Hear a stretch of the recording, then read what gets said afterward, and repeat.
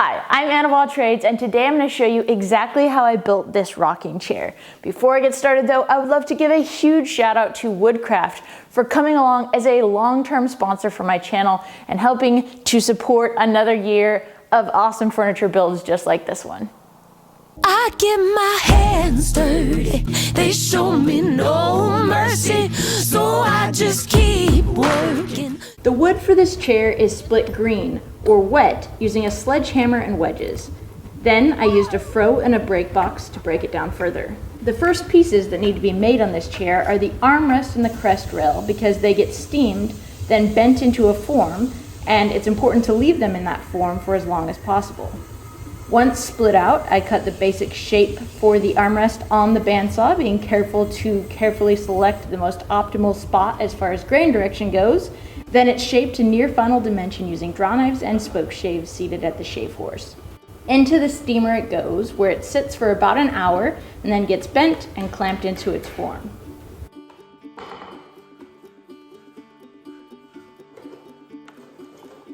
The same process happens for the crest rail. Split, shaped, cut, steamed, bent.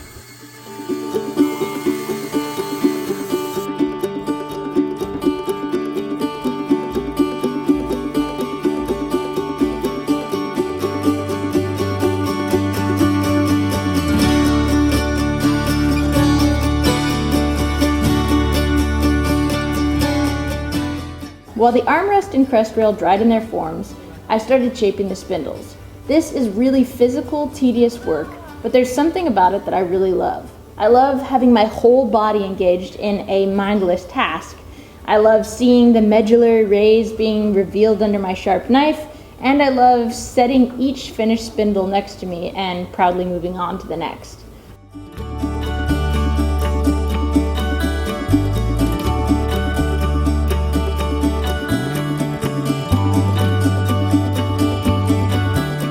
The seat on these chairs is made from dry pine. I trace out the drilling sight lines and the carving pattern on both sides. I drill little holes in the top to know where my maximum depth is when carving the seat, then set up Greg's brilliant laser invention to guide the drill when drilling the angled holes for the arm posts and the legs on either side.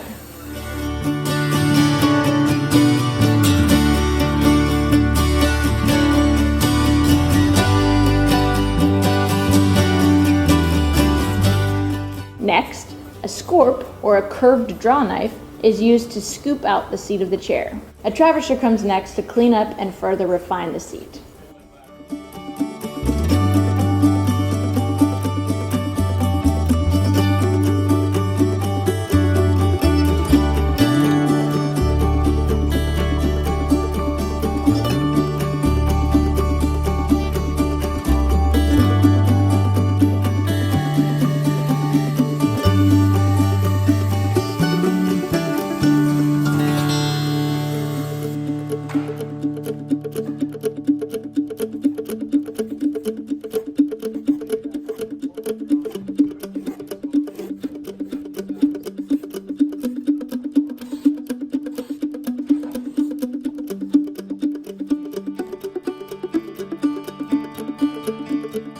The spindles and arm posts are turned on the lathe out of dry maple. It's important to use clear stock with the grain running cleanly through the entire piece. On this modern rocker design, the turnings are done in Greg's double bobbin style. This project was really helpful for me both with speeding up my spindle turning as well as creating a lot more accurately matched parts.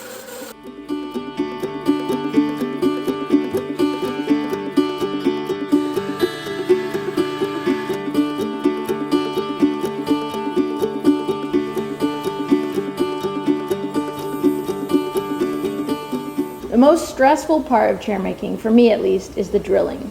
Numbers and angles get really mixed up in my head, but Greg has done a really good job of coming up with all kinds of tips and tricks to make the process almost foolproof. Windsor chairs are glued up using hide glue, which is reversible and thus repairable. Because these chairs take so long to make, it's important to be able to replace broken components rather than to have to rebuild the entire chair. Prior to glue up, each leg and arm post gets a kerf cut and an oak wedge fit. You only spread glue on one side of the wedges to accommodate for wood movement. Then the wedges are driven in with a metal hammer during glue up because the metal hammer makes an audible sound change when the pegs are fully driven home.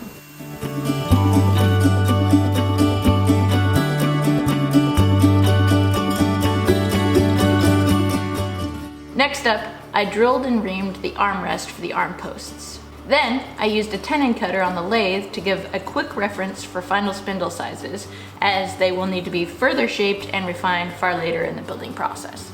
Drilling the spindle holes in the chair seat and the armrest was the last step that I did at Greg's. Then I packed it all up and brought it back to Seattle with me to finish the last 40-ish hours of work that needed to be done here in my own shop.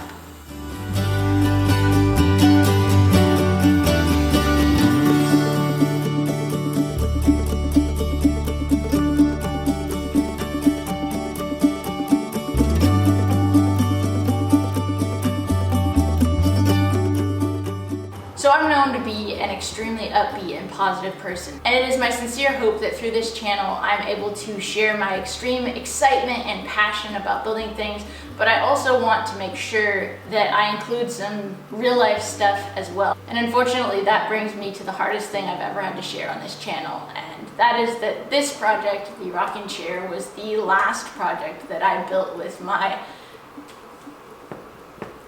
trusty shop dog, Abby Puppy, here in the shop with me. Abby was my first dog, and she set the bar for future dogs extremely high. She was the most loyal, loving, patient, and infinitely positive creature that I've ever met. She loved with her whole heart. She was the best friend to every animal here on the farm. I spent almost all of my time working here alone, but I was never truly alone because she was never more than 2 or 3 steps behind me anytime. So she's been here to see every shaving and piece of sawdust hit the floor. She was involved in every single aspect of this shop build, and her favorite spot was toasting herself next to the fire right here in the shop. So it seems pretty fitting to me that this rocking chair that will sit next to the fire for 100 years will be able to bring me every happy memory of Abby Puppy every time I sit in it.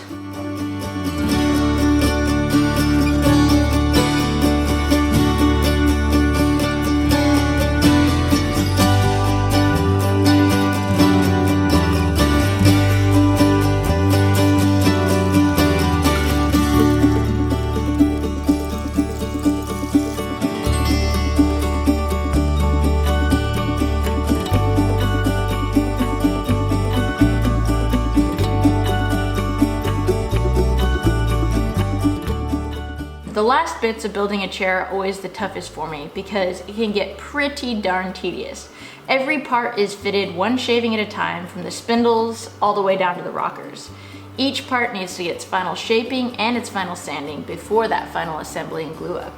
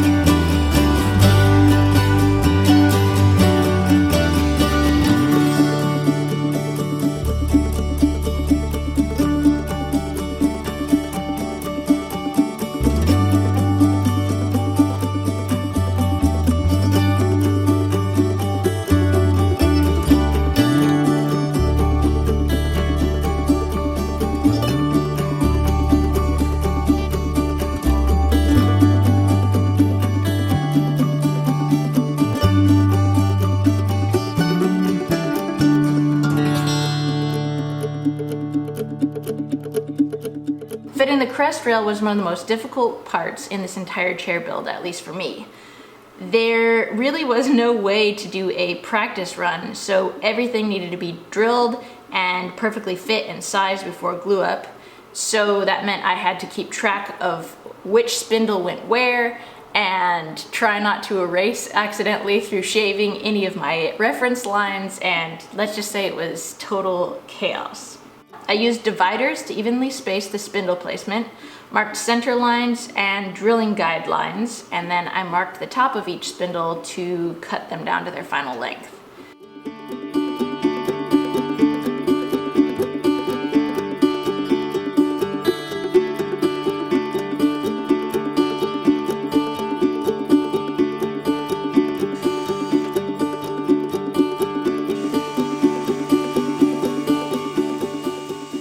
More housekeeping before the final glue up was to make wedges for the arm posts and the spindles, make drawbar pegs to attach the rockers, and cut the spindles down to their final length.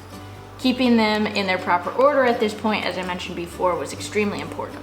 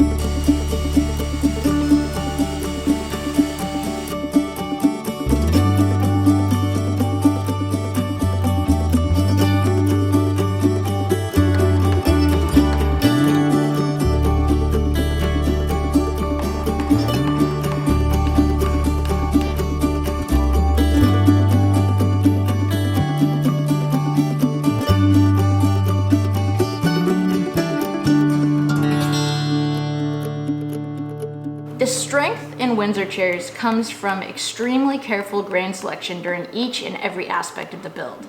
You can get away with these teensy tiny delicate spindles because the wood is split out of the log, then carefully shaped following the grain of the wood. Simply cutting the spindles out on a bandsaw or turning them on a lathe would inevitably produce what's known as grain runout or weak spots along the spindles because spinning blades pay no attention to grain direction or from whence in the log it comes. And that's also why in commercially produced Windsor chair furniture you'll see much thicker, heavier designs. And part of the appeal of these handmade designs is that you really are able to get away with a much more light, airy design that's still strong as an ox. One thing I always get tons of questions about when it finally comes time to paint the chair is, why would you ever want to cover up such beautiful wood? The reason in these chairs is extremely simple. The hodgepodge of different woods, oak for the rockers, maple for the chair legs, pine for the seat, and more oak for the spindles, armrest, and crest rail, would look downright tacky with oil. Each different wood would accept the oil differently and then thus be a little bit different color, and each one of them also has a different grain structure, so needless to say, it would all be really tacky. So why not just make them all out of one species of wood? Basically, oak is strong but has extremely porous grain structure, so it's not super wonderful to turn. Maple takes a really nice finish off the tool from the lathe, so that makes it an ideal turning wood. And then pine is soft, so it makes it easier to carve the seat. And then of course we want the strength of oak for the spindles and the armrest and the crest rail. A longtime favorite color choice for the milk paint is black over red. Several coats of red milk paint followed by a few coats of black milk paint, then burnished and oiled, would reveal an incredible depth of color, almost like a deep mahogany. As the chair gets sat in a few thousand times, the black paint starts to wear away in the heavily touched areas, like the seat and the arms and the fronts and the sides of the legs, and this reveals more and more of the red and thus more and more character.